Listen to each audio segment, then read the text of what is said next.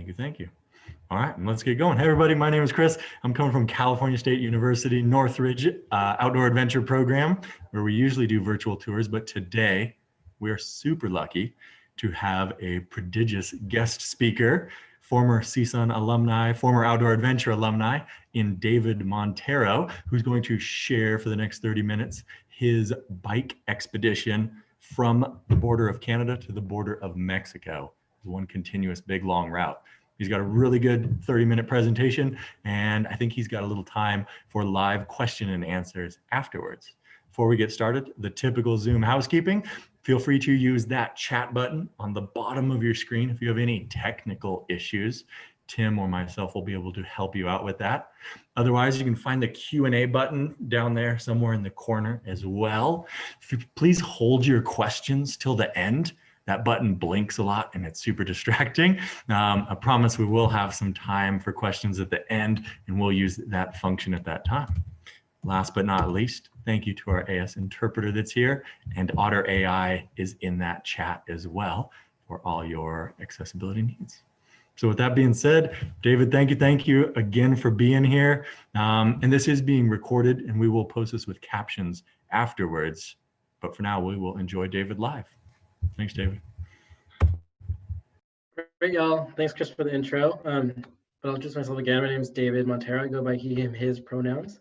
And like Chris said, I'm really excited to be here because I am an alumni from CSUN, a former Matador, and I am a former trip leader with Outdoor Adventures, which is a place where I got my start as a outdoor educator. A little bit more about me. I now work for Outward Bound, California, up in the Bay Area, where I am now, and for their High Sierra program. I've been doing it for a couple of years as an instructor and now a course director. So needless to say, I like to spend a lot of time outside, and I also do it for fun, not just for work. So I also hiked the John Muir Trail twice, once in 2016 and once this year. So doing a long extended travel, something that I really like to do. So when I did my bike tour is kind of a little bit of just a sidestep for me. So hopefully you'll find some inspiration in this presentation.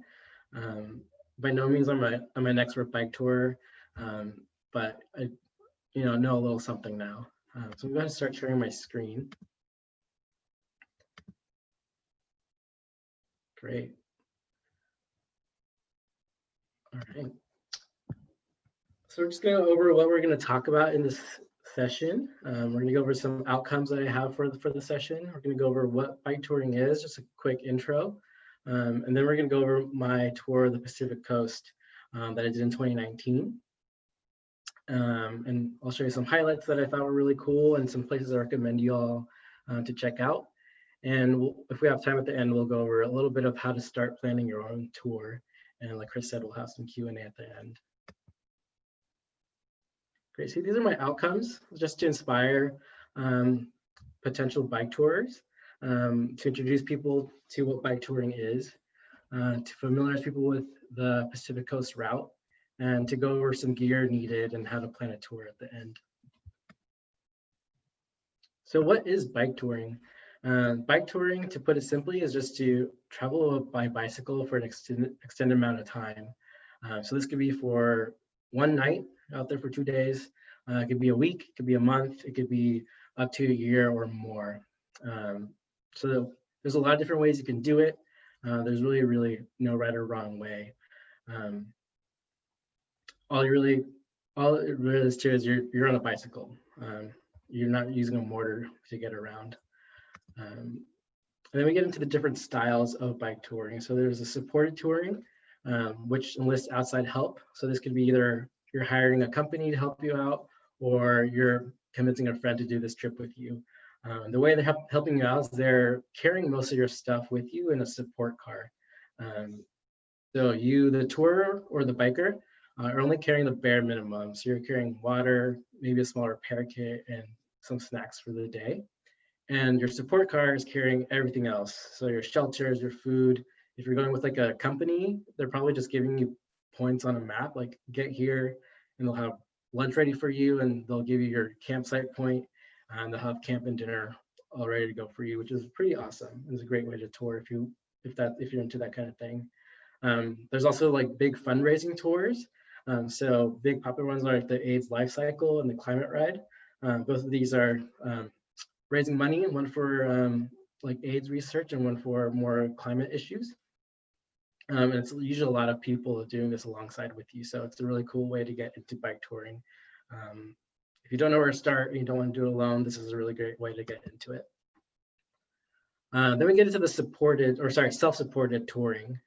This first one is called credit card touring. It's a little moniker that has come into the bike touring community. So it's similar to a support tour that as like you're not carrying that much stuff. So you're just carrying the essentials like the water and some snacks, but you're adding like an overnight bag. So in this overnight bag is just like your clothes and maybe some toiletries. And everything else that you need, you'll use your credit card for. That's where that name comes in. So you're sleeping in hotels and motels and hostels, and you're eating out for most of your meals. So you're eating in restaurants and cafes. So this tends to be a little bit more expensive. So you can kind of credit card tour as much as your budget allows, but paying for a hotel and eating out every night tends to rack up some money pretty quickly. So these tend to be shorter tours. And then you get into self-supported touring, which is what I did on my my tour of the Pacific Coast. So here you're carrying everything. You're carrying your shelter, your food, your water, your bike gear, and also your camping gear, because you're sleeping out most of the time. And this tends to be the most common way to do an extended tour because it tends to be the most cost effective as well. And it's really cool because it can also be a really good social experience since you are seeing the same people on the road and at the campsites. It tends to be something where you kind of form a little like road or bike family. So pretty similar to like the long trails like the Pacific Crest Trail or the Appalachian Trail, where you form like little trail families. Here is a little picture of my rig. That's my bike, who I named Sutro. So I have my two bike bags where I had most of my stuff in the back, and I had a handlebar bag in the front where I carried like my snacks and my camera and stuff that I just wanted easy access to. Cool, so hopefully that cleared up some things of what bike touring is. I really had no idea what bike touring was until about 2018, where I read this book called To Shake the Sleeping Self by Jedediah Jenkins. And I get really inspired by, like a lot of people, by media, especially adventure books. Like the reason I hiked the John Muir Trail when I first did it was because I read Wild by Cheryl Strayed, and I get influenced really fast. And that was pretty similar with this trip. I read this book about him, the author, biking from Portland, Oregon down to Patagonia in Argentina. And he just did a really good job romanticizing the aspect of traveling by bicycle and just seeing new spots and meeting new people. So I knew it was something that I really wanted to do. So I think I was still reading the book, but I convinced one of my friends to bike with me after work to a campsite that's about 20 miles north of San Francisco. And it was just so easy to fall in love with the sport because we biked after work, just like strapped what we could to our bikes and biked across the Golden Gate Bridge at sunset and biked into Marin County as like the fall colors were starting to turn. So I fell immediately in love with the sport, as I knew that it was something that I wanted to do for longer. And by luck, I was able to get my hands on a map set of the Pacific Coast route. So I was like, oh, this is for me. I was meant to do this. So I decided I was going to do it the following year in 2019. So the Pacific Coast route is the route that's been put together by the Adventure Cycling Organization. I actually don't know if they're the original route makers, but they're the ones that have the most like popular map sets and books. If you end up doing this tour, I totally recommend getting their maps because they're very, very detailed. I didn't use my GPS at all. I used their maps the whole time, their paper maps. And you can buy a book as well that goes along with it, and it'll give you a lot of really cool information about directions and hotels and campsites that you can stay at along the way. And their traditional route starts in Vancouver, British Columbia, up in Canada, and it goes down to Imperial Beach, which is on the border of California and Mexico. It's about 1,850 miles long, and it travels right down the Pacific coast of the US. And this coastline is incredibly diverse and incredibly iconic. You start up in Washington, where you're biking along the shore of the Puget Sound, and you get into the Oregon coast, where it's pretty much a green tunnel, where you have like lush green forest on your right and rugged coastline on your left, or actually inverse of that. And then you get to California, where you start off with the redwoods and meander your way down the coast to like the more arid desert coastline that's popular in Southern California. So what I'm going to do now is we're actually going to go to Google Earth and show you my route. I have some pictures that I took on this route. It was really also important to me to do this route because I'm an avid photographer. So I'll show you some of those pictures. So if you do decide to do this tour, just keep in mind that I went in late summer. So a lot of the scenery might look different if you do it at a different time. So this is kind of like an overview of my entire route. And the northern terminus is up here in Vancouver. So you can go ahead and look at that. I ended up flying to Vancouver with my bike. It was the most cost-effective way for me to do it, but you can also ship your bike.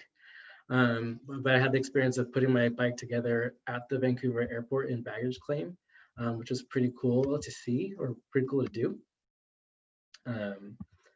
But either way, you'd have to get you and your bike over here. So either flying or shipping would be the way to go. I spent a couple of days here in Vancouver. They call it like San Francisco's little sister, which is true. They have also have a big suspension bridge. Just theirs is green instead of that orange color. Yeah, this is a really great spot to kind of get your bearings, pick up any last minute gear that you didn't want to fly with. And you can get to the US border in pretty much a day. That's what I ended up doing.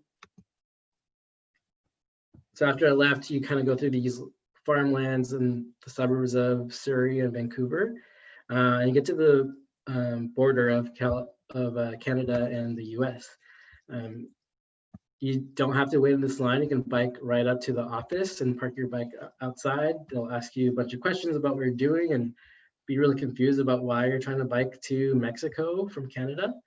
But eventually they'll let you through and you're on your way. You're biking through the Pacific coast.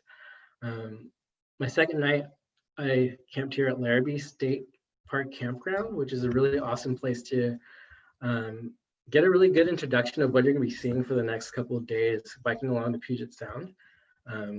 This is the Bellingham Bay.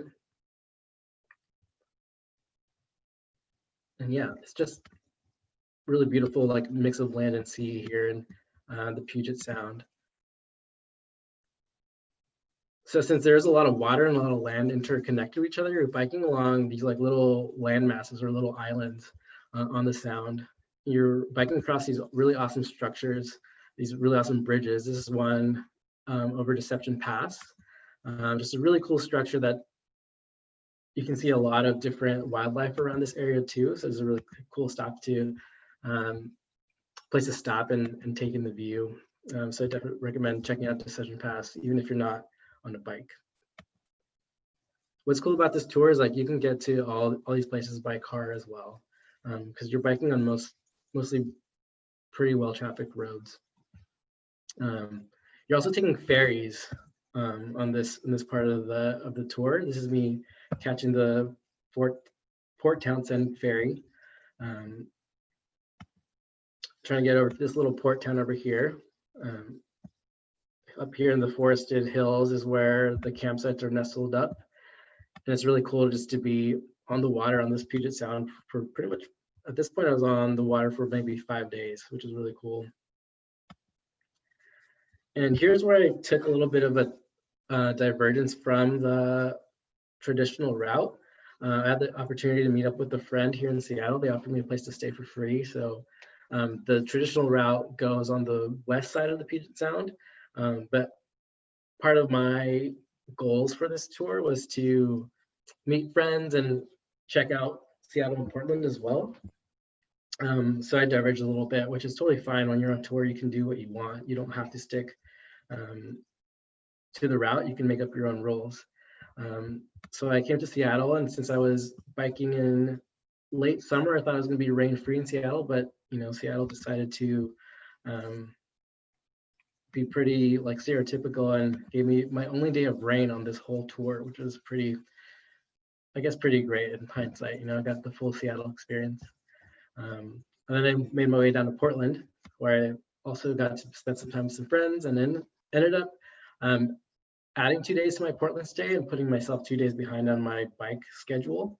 So I ended up taking a bus out to the coast of Oregon, which, like, again, for me, it's what worked for me.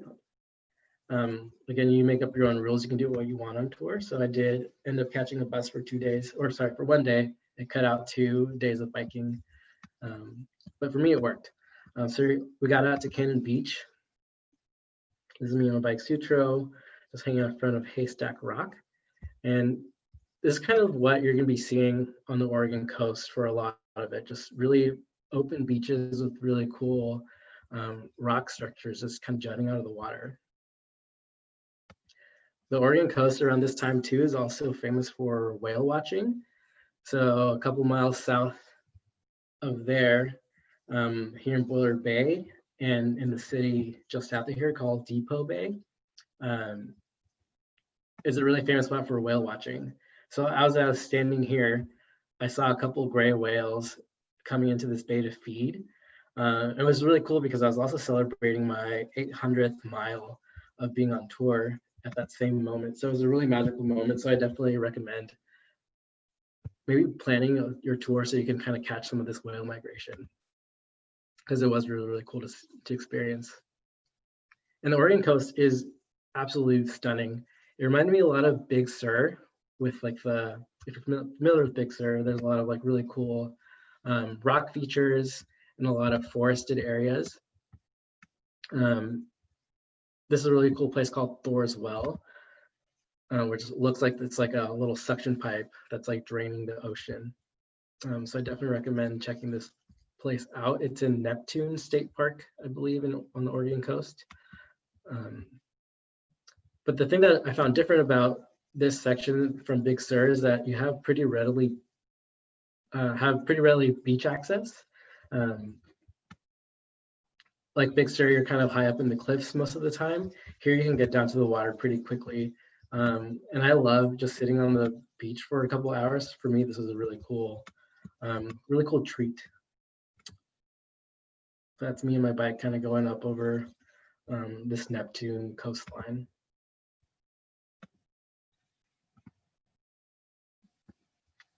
And the Oregon coast is pretty diverse as well, just like the California coast is pretty diverse. But you see these big sand dunes, which is really cool. And there's like little snowy plovers, which are these little tiny birds that kind of hang out in these dunes and down on the coast. Really awesome place to check out as well. And my favorite part of the Oregon coast so far was the Samuel H. Boardman corridor.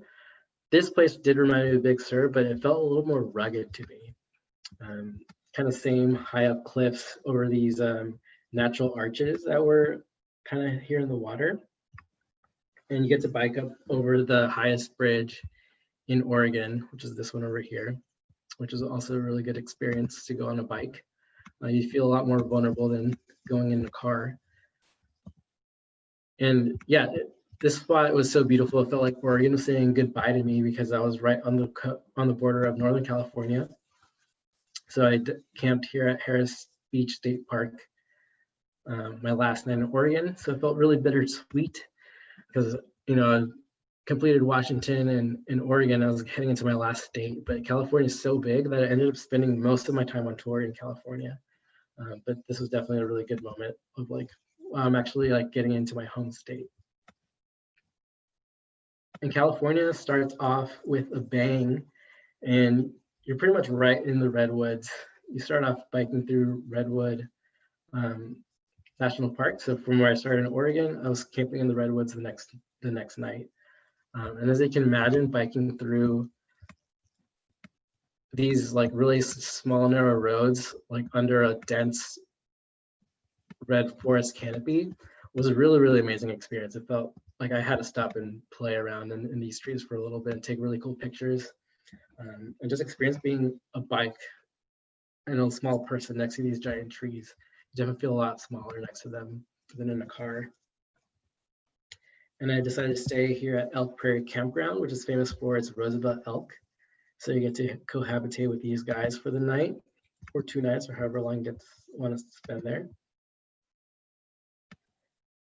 And you keep going down the redwoods into the Avenue of the Giants, which is another area where you get a lot of really dense redwood groves.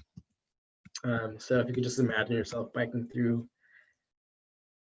these redwood corridors, it's just a really, really amazing experience. And then once you get out of the redwoods, you head further south and you get into the more central California coast. Here's Fort Bragg. You start seeing a little bit less dense forest, but you see still seeing a lot of really cool structures here on the beach. This is Glass Beach. For some reason, if you're a fan of sea glass, this is a place where sea glass tends to wash up.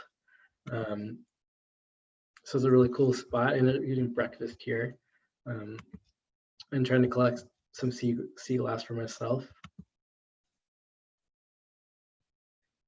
And you start heading to that more classic, rugged California coast that a lot of us are used to seeing. This is Salt Point State Park, where you just see a lot of cliff and a lot of blue water. And honestly, this is like the place where I felt the most uncomfortable on a bike because the road is very, very high up from the water. And I was there on a very windy day, so it felt like I was pretty exposed to the height. But you know, we made it through. It was fine. But it's definitely the spot where I felt the most scared. And it's about 100 miles away from San Francisco. And this is a place I've been living in for the past 4 years. So when I got here, I was really excited because I got to say that I biked home from Canada. And I got the experience of biking over the Golden Gate Bridge. And if you do the traditional route, this is the biggest city that you'll bike across, or you'll bike to before you get to Los Angeles. So definitely plan on spending a couple of days here if you decide to do this tour. And like I said, doing a self-supported tour can be pretty social. So this is like my little bike family. We all rolled into San Francisco. This is us kind of celebrating. We had a dinner out in the Richmond district, kind of celebrate us making it to San Francisco together. And then you start getting to the classic California spots, the iconic spots. Just south of San Francisco, you get to Big Sur. And I've worked in Big Sur a lot. I've led a lot of trips for CSUN Outdoor Adventures at Big Sur. So I'm really familiar with these spots. And in a car, they're really easy to get to. And I was pretty surprised at how hilly Big Sur actually is. Like, you really have to work for those views on a bike. Here's me in front of Bixby Bridge and Pfeiffer Falls. And the thing you got to watch for in Big Sur is honestly tourists in cars. You know, they're kind of looking at all the views and not really paying attention for where you are.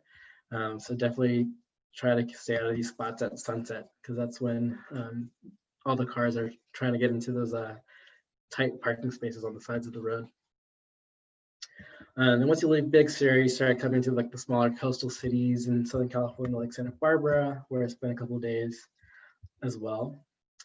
This tour honestly felt like a big beach vacation for me, which was really fun.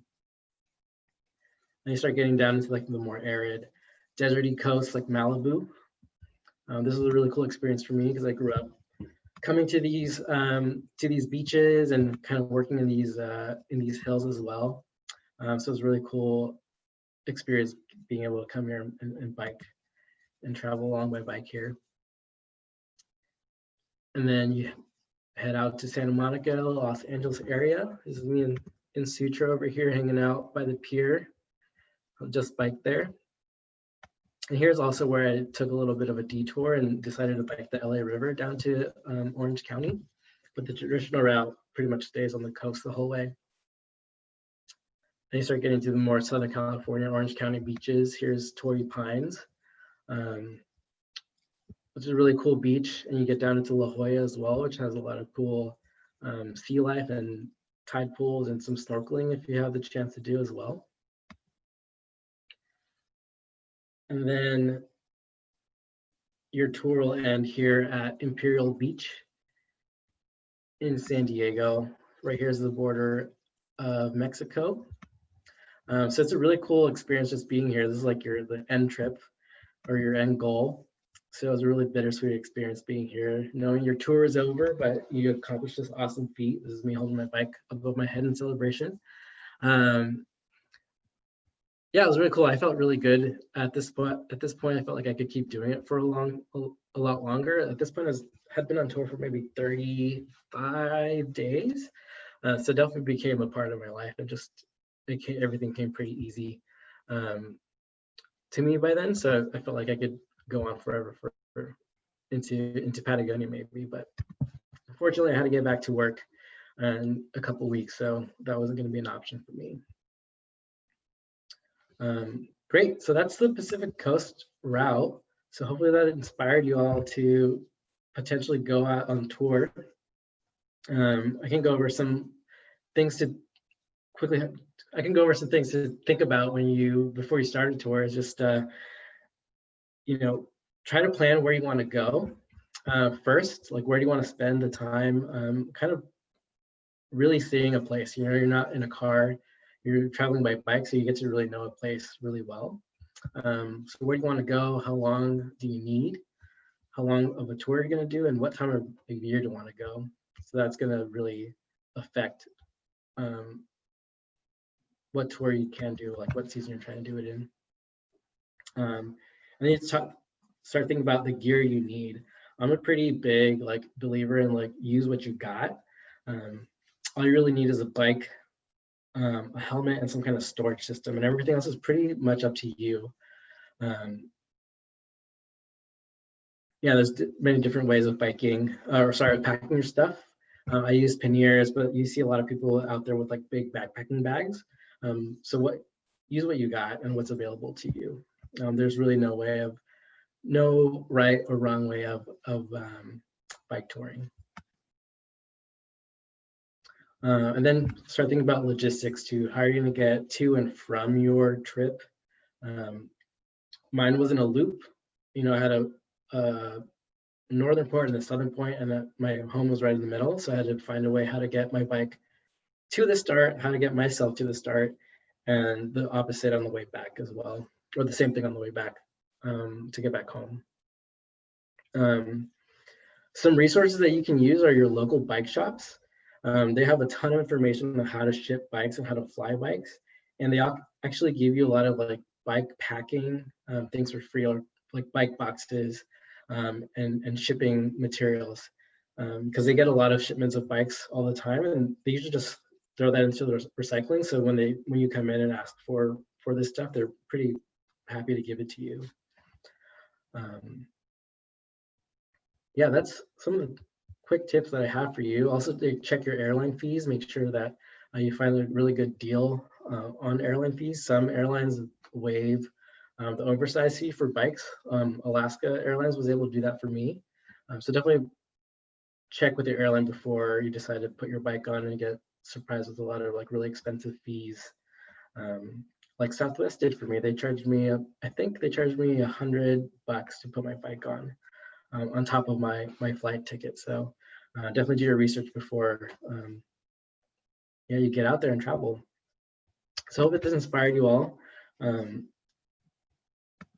I have a little bit of time to do a Q&A. So I can stop sharing my screen. And actually, I don't know how to do that. So I'm going to keep my screen on. But if I think, Tim, if you wanted to maybe monitor the Q&A, and if there's any questions I could possibly answer right now. Yeah, so if you all would like to put any questions you have for David into the Q&A, and then we will see if he is able to answer some of them.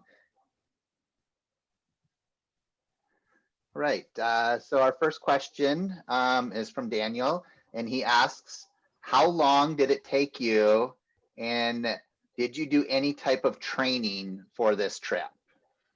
It's a great question. It took me 35 days, I believe, to complete this tour.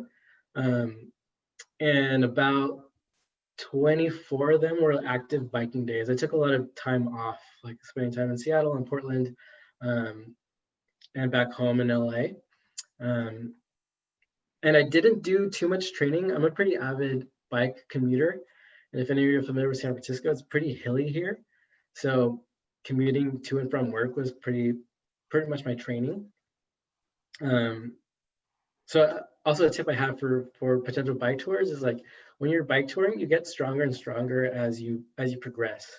So if you start your bike tour, you're like, I can only go maybe 10 to 20 miles on a fully loaded bike.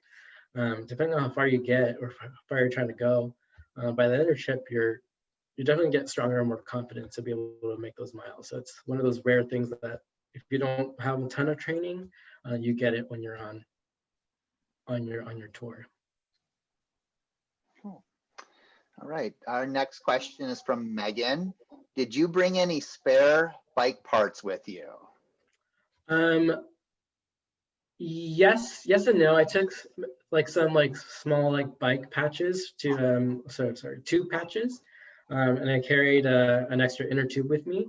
I mostly carried stuff to help me fix things. So I had a pump and some Allen wrenches to help me do small repairs on the road.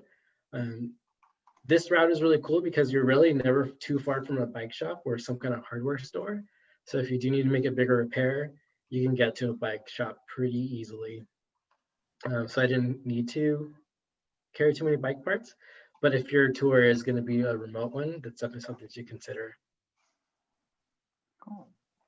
All right, this is from another attendee. What gear would you recommend for comfort? I used some padded cycling shorts, or actually they were cycling liners. So I can use my jean shorts that I wore for most of the trip on. I definitely recommend getting a pair of those because you are going to be sitting on your bike seat all day, and it tends to be uncomfortable. So I definitely recommend some padded shorts. I also found that biking gloves might have been helpful as well. I didn't use them, but I did experience some a little bit of numbness from grabbing onto the bike handles all day. So I would recommend getting that if that's something you're prone to. And then just making sure you have enough layers to stay warm throughout the day. A good windbreaker is also really helpful because you are going to be exposed to the elements as you're biking. Cool. All right, our next question is, how did you prevent risk situations? So you had talked about cars, maybe some other risky situations.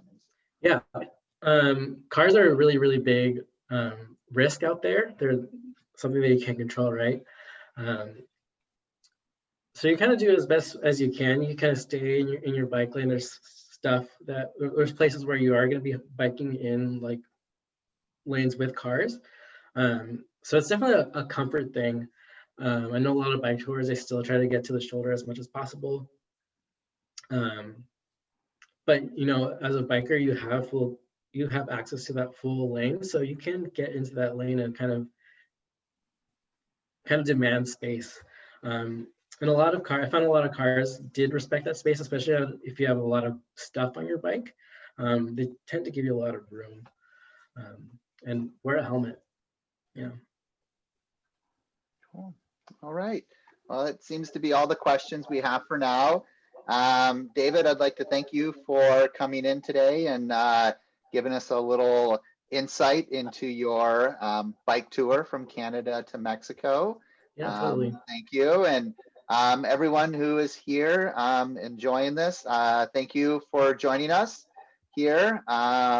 Please keep an eye out for other virtual tours that we will have this Thursday. We will be in Machu Picchu Thursday at 12. And then next Thursday, we will be in Zion National Park. And then something new that we're going to try is we're going to try some virtual tours of movie locations next semester. So we're going to figure out where Lord of the Rings and Star Wars and Disney have shot some films and possibilities that you can go visit those locations. So look for that as it comes up. And everyone have a wonderful evening. And thank you very much. Great. Thank y'all.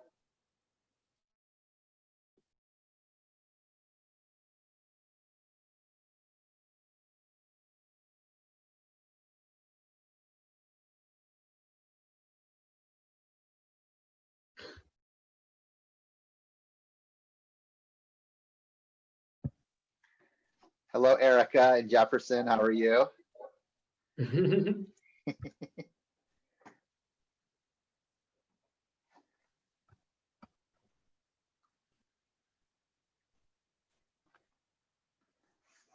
I miss you too.